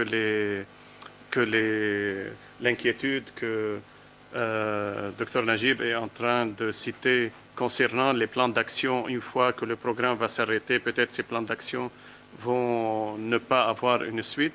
Pareil pour cette convention de mer Méditerranée qui est maintenant hébergée et soutenue par le projet Clima-Med. Une fois que ce projet va s'arrêter aussi, peut-être cette convention aussi sera, j'espère pas, mais comme il a dit notre confrère, si vraiment il y a un appui de toute la région Méditerranée à cette convention des mers, il faut croire dans cette convention en premier, la soutenir, peut-être ça peut, elle peut être la plateforme qui représente tous ces mers de la région Méditerranée, elle peut créer l'échange de bonnes pratiques entre tous ces mers, elle peut aussi être l'outil que ce soit pour l'awareness et l'information, etc. Je crois, une fois qu'elle a démarré cette convention des maires, si on peut vraiment la soutenir, demander des financements supplémentaires de la part de tous les organismes donateurs, aussi pour soutenir cette convention des maires, à l'image de toutes les autres conventions des maires qui ont été créées en Afrique, le Sub-Saharan Covenant of Mayors, en Asie, en Amérique latine, etc. Voilà, c'est peut-être un issue pour faire cette plateforme. Pour faire cette plateforme. Merci, Georges. Oui, Naguib, pardon. Je voulais juste... Oh, il m'énerve ce truc. Monsieur Georges Youssef. D'abord, la Convention des mers de la Méditerranée n'est pas le dernier né des conventions. Elle existe depuis 2012. C'est une des plus vieilles et c'est une des plus qui avance le plus. Mais évidemment, on a créé cette convention petit à petit, mais elle a été établie en tant que site et extranet en 2018. Mais on a des villes qui se sont jointes depuis 2013, je pense, dont vous, d'ailleurs, évidemment, je ne pense pas, je suis sûre. Et ce que je veux dire aussi, c'est que quand on fait un plan et on adhère à la Convention, il est du devoir de la Convention ou de projets comme Clima-Med d'aider à faire beaucoup de choses, mais il est de devoir des municipalités aussi de ne pas juste préparer des plans et dormir. Dormir dans le sens où on appelle les villes dormantes, dormant cities, qui ont adhéré il y a longtemps, préparé des CCAP ou des CAP et n'ont plus rien fait depuis. Or, dans la Convention, si on adhère à ça, on s'engage à réduire des émissions à telle année de tant %, mais il faut suivre aussi les tendances, voir ce qu'on a fait, faire un reporting, etc. Donc, ce que je voulais dire, c'est qu'il y a ce que le projet fait. Le projet a un timeline, il se termine dans 4 ans, 10 ans, 20 ans, mais il va se terminer. La Convention est une initiative et elle devrait être amenée si toutes ces villes qui ont adhéré font l'effort aussi pour l'aider à aller dans la durée. Voilà, je voudrais aussi, Christina voudrait dire un mot, pardon. Très bien, non, j'adhère complètement à ce que dit Myriam, elle a vraiment dit ce que j'allais dire aussi. Mais du côté de l'Union européenne, je peux aussi vous assurer qu'on ne veut pas perdre les acquis. Comme effectivement, on sait qu'il y a eu énormément de travail, par exemple dans le développement de ces CCAP. On voudrait voir effectivement ces CCAP devenir la réalité. Donc on ne veut pas que ça devienne des documents classés dans un bureau et qui ne sont jamais utilisés. Donc on met tout en place pour essayer, avec Clima-Med, avec d'autres projets aussi. Ça a été mentionné tout à l'heure par UNCDF aussi. On essaiera aussi de reprendre autant que possible les CCAP pour faire en sorte qu'ils soient utilisés. Et en fait, je pense qu'on a une assez bonne, un assez bon niveau de mise en œuvre des CCAP et des CAP, si je ne me trompe. On continuera à appuyer tout ce mécanisme-là, ainsi que le Com-Med, évidemment. Merci, Christina. Je vais d'abord donner la parole au maire de Marwan Kais. تفضل. شكرا ميريم. مش رح طول حديث الساعة على الآخر، بضل في عنا اشياء لبكره، بس ما بقدر الا ما اقول شكرا كليما ميد من أساس الطريق ما بلشنا مع assessment بداية، مشينا بالسياب حتى السيكاب. وجوابا على تساؤل دكتور نجيب انه كيف البلديات بلبنان بعدها قادرة تمشي، نحن وصلنا لمرحلة صرنا مثل حراس المفاتيح بس. انما الحمد لله خلال الأزمة هيدي بالثلاث سنوات الماضية الدعم كان من الدياسبورا، من المغتربين. طلبنا دعم من المغتربين أهل البلد يعني اللي عايشين برا، اللي هن ساعدونا خلال الأزمة الاقتصادية وخلال أزمة الكوفيد بكل ما احتجنا له. تشكل هيئة إذا فينا نسميها هيئة طوارئ من أهل البلد بالمونيتورينج من البلدية حتى تأمنت الدعم الكافي بغياب التمويل للبلديات. قدرنا أمنا أكثر من 1000 حصة غذائية خلال فترة سنتين تقريبا، وكل ما احتجنا له خلال الكوفيد من معدات وماكينات أكسجين and so on. فالبلديات كان وضع كثير تعيس وما زال حتى الآن. بدي أقول شكرا لدعوتنا وشكرا لدعوة الست فاتن هلا هون، لأنه نحن بحاجة لنكون حدها وهي بحاجة لنكون مع بعضنا. فبكرة الحديث طويل من خلال مشروع اللي نحكى فيه لحتى نقدر نخلق آلية تواصل مع الوزارة بوجود سعادتها موجودة هون، اللي هي بعتقد بهمها كثير وضعنا وبهمنا نتعاون سوا. راح نخلي هذا التساؤل لبكره ان شاء الله بنشتغل عليه سوا. ثانك يو سو ماتش. شكرا كثير لكم. شكرا، يعطيكم العافيه. ميرسي مروان. استاذ مهيرات. الله يعطيكم العافيه. انا بس تواصلت مع زميلتي هلا الحنيطي من بنك تنميه المدن والقرى بخصوص مداخلتها بالضبط اللي ما زبط معها الاتصال مرتين. طبعا هلا حنيطي هي مدير وحدة إدارة المشاريع بالبنك والاتفاقيات وممثل أو ضابط ارتباط البنك لاعتمادية البنك لدى صندوق المناخ الأخضر. طبعا البنك قطع شوط كثير كبير بهذا الموضوع، وكانت مداخلتها كالآتي: أنه هي خايفة،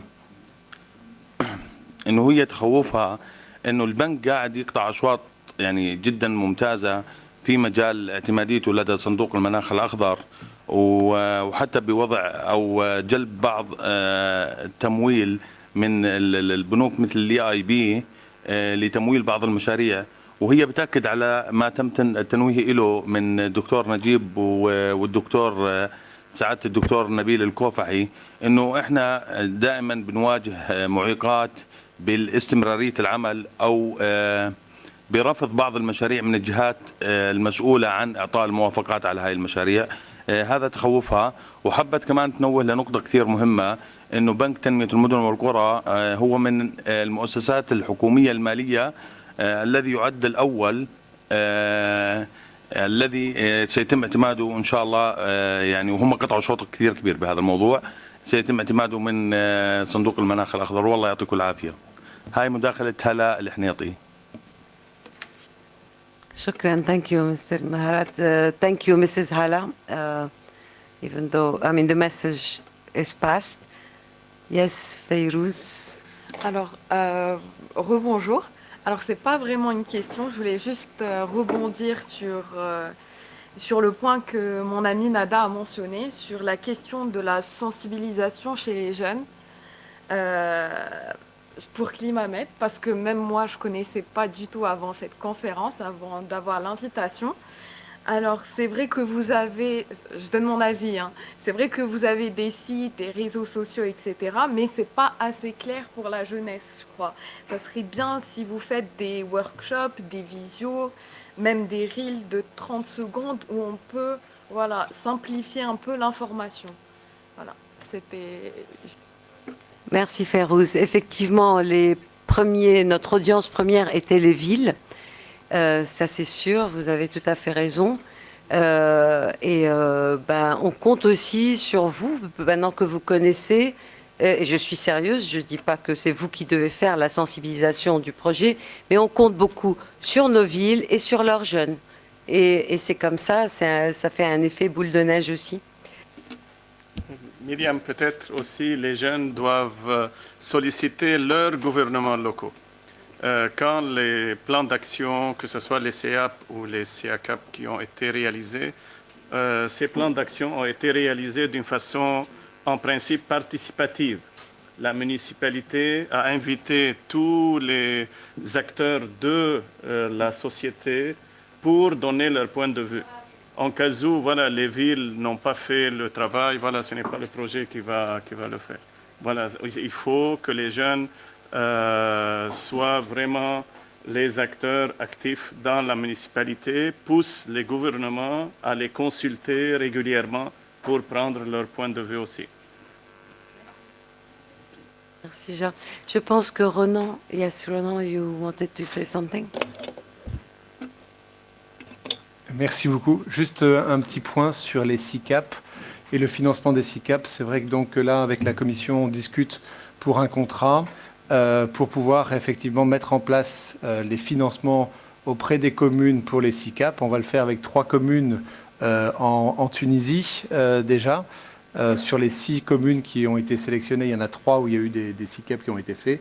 Donc il n'y aura pas tout le financement de tous les projets des SICAP, mais quelques projets qui ont déjà été sélectionnés par les SICAP. Donc c'est un outil.